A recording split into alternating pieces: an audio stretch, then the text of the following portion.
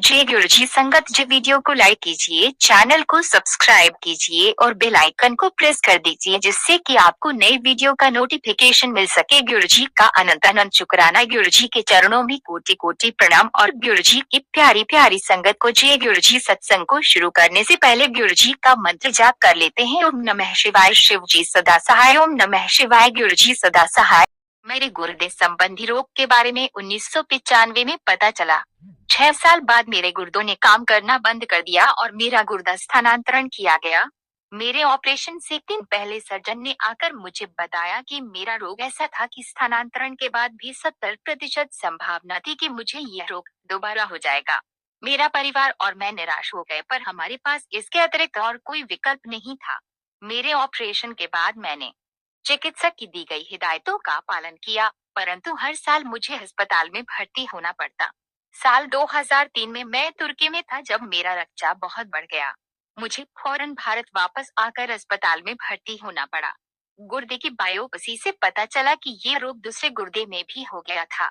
हमने भारत और अमेरिका के सर्वश्रेष्ठ चिकित्सकों से विचार विमर्श किया, परंतु हमें कहा गया कि कुछ ही महीनों में मुझे डायलिसिस शुरू करना पड़ेगा। इसका कोई उपचार नहीं था। मुझे स्टेरॉइड्स की भारी मात्रा पर डाला गया। मेरी पत्नी, माँ, पिता और बेटा ध्वस्त हो गए। हम बहुत सारे मंदिरों और ज्योतिषियों के पास गए, बहुत पैसे बर्बाद किए, पर कुछ नहीं हुआ। उसी समय मेरी तरक्की भी हुई। मेरी नई जिम्मेदारियों की मांग थी कि मुझे हर महीने अन्य देशों की यात्रा करनी थी। हम असमंजस में थे कि मुझे ये तरक्की स्वीकारनी चाहिए या नहीं। इस पड़ाव पर हमारी एक परिचित भाटिया आंटी ने अपने गुरुजी और उनकी चमत्कारी शक्तियों के बारे में हमें बताया। हमने उनका विश्वास नहीं किया, पर क्योंकि हमारे पास और कोई विकल्प नहीं था, हमने गुरुजी के पास जाने का निश्चय किया। मेरी माँ उनके दर्शन के लिए गई और मेरी समस्या के बारे में गुरुजी को बताया। गुरुजी ने अगली बार मेरी पत्नी अंजना को एक तांबे के लोटे के साथ आने को कहा। मेरी पत्नी लोटा लेकर गई, जिसे गुरुजी ने अभिमंत्रित किया। मुझे उसमें रात को पानी भर कर रखना था, सुबह आधा पानी पीना था और बाकी अपने नहाने के पानी में मिला देना था। यद्यपि मैं स्वयं गुरुजी के पास नहीं गया था, मैंने उनके निर्देश का पालन किया। मरता क्या ना करता। गुरुजी के निर्देश का पालन करने के 3 महीनों के भीतर पहला चमत्कार हुआ। मेरे गुर्दे ठीक होने लगे और 6 महीनों के अंदर मेरे गुर्दे सामान्य हो गए। मेरा चिकित्सक स्तंभित था और उसने मुझसे पूछा कि मैं कौन सा इलाज करवा रहा था, क्योंकि एलोपैथिक दवाइयों से मेरे गुर्दे ठीक नहीं हो सकते थे। हमने गुरुजी और उनके आशीर्वादों के बारे में बात की और चिकित्सक ने मुझे प्रोत्साहित किया कि मैं ऐसा करना जारी रखूं। हम विस्मित थे, कैसे एक गुरु किसी को आशीर्वाद दे सकते थे जो उनसे कभी मिला भी नहीं था, जिससे उन्होंने कुछ लिया नहीं था और बिना एक बार भी दावा किए कि उन्होंने उसका इलाज किया था। ये अनोखी और कभी कभार ही होने वाली बात थी। हमने ऐसा ना तो पहले कभी सुना था और ना ही अनुभव किया था। गुरु जी का आशीर्वाद प्राप्त करने के 6 महीने बाद मुझे उनके दर्शन हुए और वो मुस्कुराते हुए और आंखों में एक चमक लिए मुझसे मिले। पहली बार मैंने चाय प्रसाद और लंगर ग्रहण किया। इस बात का मुझे बाद में एहसास हुआ कि यह मेरी दवाइयों की अगली खुराक थी। मैं दुनिया के किसी भी कोने में यात्रा पर जाता हूँ तो अपना अभिमंत्रित लोटा साथ लेकर जाता हूँ। दुनिया के किसी भी देश के कस्टम्स ने ना कभी मुझे रोका है और ना ही लोटे के बारे में पूछताछ की है। जहां मैंने गुरुजी के यहाँ महीने में एक बार जाना शुरू किया, मेरी पत्नी गुरुजी के यहाँ अधिक जाने लगी। उसे सियाटिका था और अक्सर उसे दर्दनाक दौरे पड़ते। उसने कभी भी गुरुजी से इसके बारे में बात नहीं की और हर हफ्ते वह छोटे मंदिर में चुपचाप बैठती और मेरी सेहत के लिए प्रार्थना करती। 1 साल के अंदर उसे एहसास हुआ कि अब उसे दर्द नहीं था। उसके सियाटिका का इलाज अपने आप हो गया था। इस अवधि में हमें गुरुजी का एक सिद्धांत याद आया जो उनके एक भक्त ने हमें बताया था। गुरुजी ने कहा था, पूछते नहीं, मांगते नहीं। एक शिष्य को अपने गुरु से कुछ नहीं मांगना चाहिए। शिष्य दूरदर्शी नहीं होते, जबकि गुरु दूरदर्शी होते हैं और संगत के बिना बोले अपने आप ही उन्हें आशीर्वाद दे देते हैं। वह अगर कुछ चाहते है तो सिर्फ संपूर्ण श्रद्धा और विश्वास। उनके आशीर्वाद अनगिनत हैं और दुनिया की किसी भी शक्ति से अधिक शक्तिशाली। मेरे पूरे परिवार पर उनकी कृपा बरसनी शुरू हो गई थी। स्टेरॉइड्स के कारण मुझे दोनों आंखों में मोतियाबिंद हो गया था और मुझे उसका ऑपरेशन कराना पड़ा। मेरी पत्नी चिंतित थी कि हम ऐसे डॉक्टर और ऐसे अस्पताल जा रहे थे जिसे हम जानते नहीं थे। ऑपरेशन से एक दिन पहले हमने गुरुजी का आशीर्वाद लेने का निश्चय किया और सब उन पर छोड़ दिया। अगले दिन जब हम दिल्ली के एक अस्पताल गए, तो मेरी पत्नी ने देखा कि अस्पताल के मालिक के कमरे में गुरुजी की तस्वीर थी।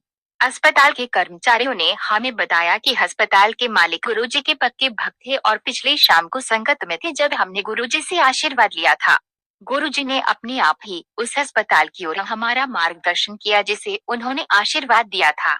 मेरा ऑपरेशन बहुत अच्छा रहा। एक बार फिर गुरुजी ने प्रमाण दिया कि हमें उनसे कुछ भी मांगने की आवश्यकता नहीं है। उनका आशीर्वाद सदैव हमारे साथ है, हर जगह है और हर समय है। यद्यपि मेरे गुर्दे में सुधार हो रहा था, मुझे महंगी आयातित दवाइयाँ खानी होती थी, जिसके कारण हमारी बचत समाप्त होती जा रही थी।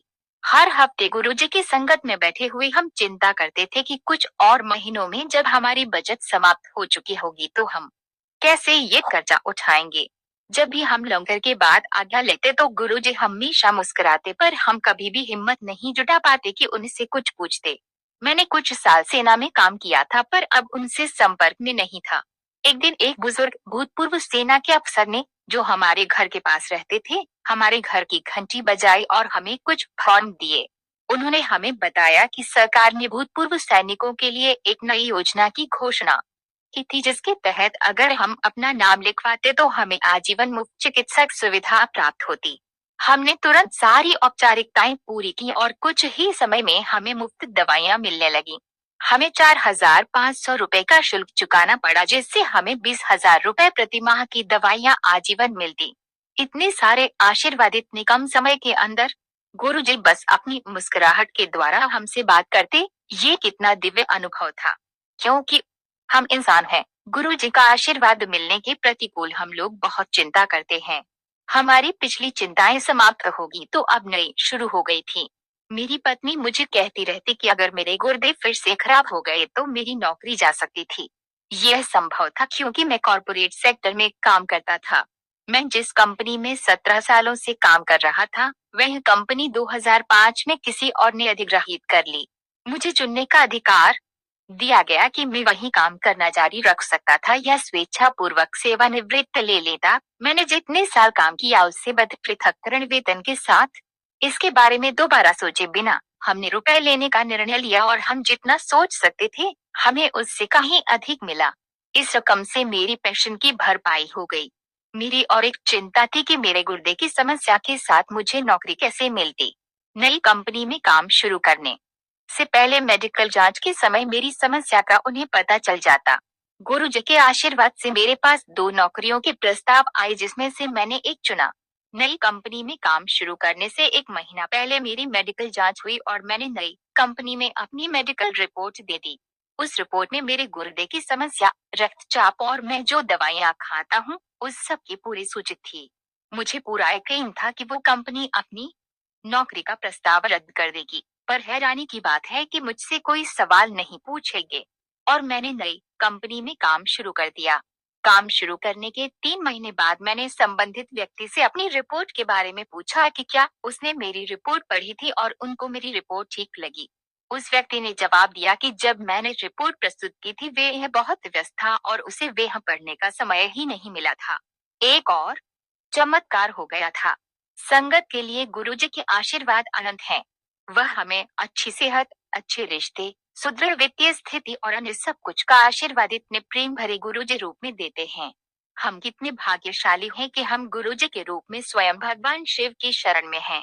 उन्होंने हमारी सभी चिंताओं और समस्याओं का ध्यान रखा है और उनके बदले हमें खुशियाँ, मुस्कुराहट और एक प्यारा संगत परिवार दिया है।